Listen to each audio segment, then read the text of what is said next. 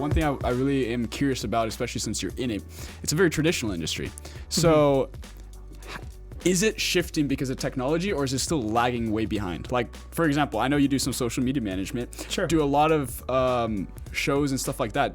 Are they struggling with like even running social media platforms? Are they struggling? Do they even? I honestly seen some very good Broadway shows that have terrible websites, and it's very embarrassing because that nowadays that's their brand.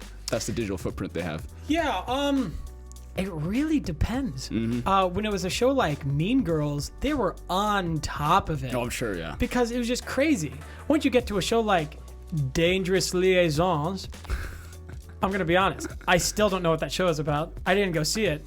But I guarantee there was no social media marketing because that was not the target demographic that they were going for. So it almost would have been, I don't want to say a waste because I think it would have helped to get it to a larger audience. Yeah.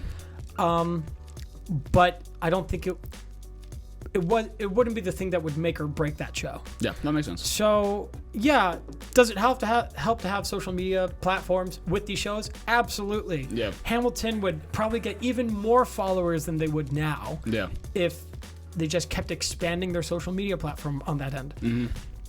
But something like Phantom of the Opera really doesn't have to try that hard. No, everybody knows it.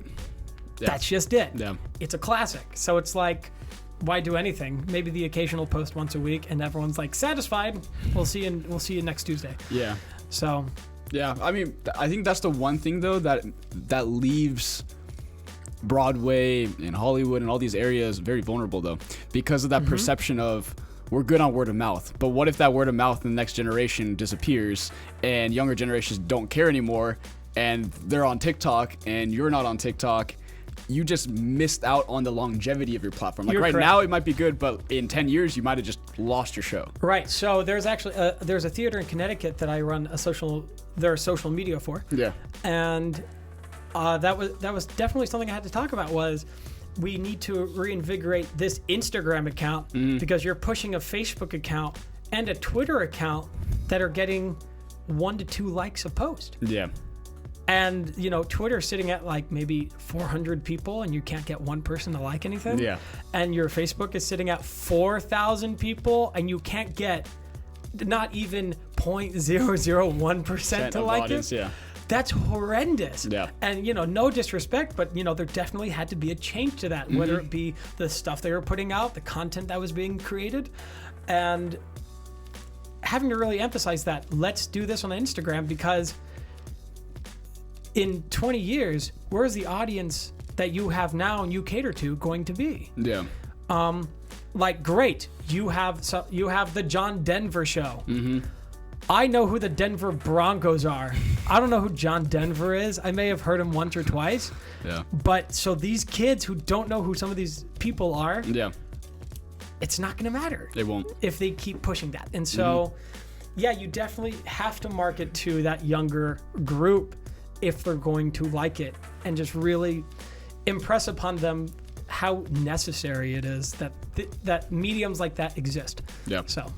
And actually, to point out that, like, obviously, right now we're talking about the industry as a whole, but going back to the personal level, as an entertainer, you need to have social media accounts and you need to utilize them and you need to build your personal brand, because not only does it help people know who you are and your performances and all these kinds of things, but it actually helps you get more gigs and also helps you diversify what you do. Because, for example, we're talking about jack of all trades and all this kind of stuff.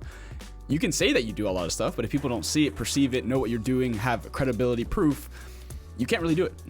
Yeah. You get put in a box and that's it. Absolutely. It's something I encourage, especially with those that really want to go into this field, is whenever you have a chance, someone needs to record whatever you're doing. Yep. And someone needs to be there with a camera. I don't care if it's an iPhone, because iPhone cameras are honestly Nowadays, getting they're way really, better. Really, really good. And Any phone camera nowadays is any phone camera. solid. You know, they're 100 times zoom. I just saw that on a commercial and I thought, why? Like, what is that all about? So yeah, again, to the camera, to you young performers that are watching today's podcast, and I hope you are, get a camera and start recording yourself. Yep. And just put it out there to the universe. I'm learning that too late, but I'm glad that I know it now so I can tell people now Just get started. start doing it and get started. Yeah. Because it's so necessary. There are a number of jobs I can't submit for because I have a lack of a following. You know, there was a commercial that wanted me to have 10,000 Instagram subscribers. Yeah. Followers, I'm sorry. And what? I'm like, okay, I need that. And you start to need something like that. Yeah. With something like submitting for an actual project, they'll ask, do you have a reel? And just a compilation of different things you've done. And if you don't, well, don't submit, because they're not going to look at you, because they just want to see what you're able to do. And even if it's okay quality, that's okay, because they can obviously look and see what you do rather than the quality of the content. Yeah. Obviously, don't make it trashy, but if you try to put some effort into it, I promise and guarantee you're going to be on a much better footing later on. So I can't tell you how many auditions I have had to decline submitting for because I simply didn't have the necessary materials, which are necessary and pivotal now. Yeah. So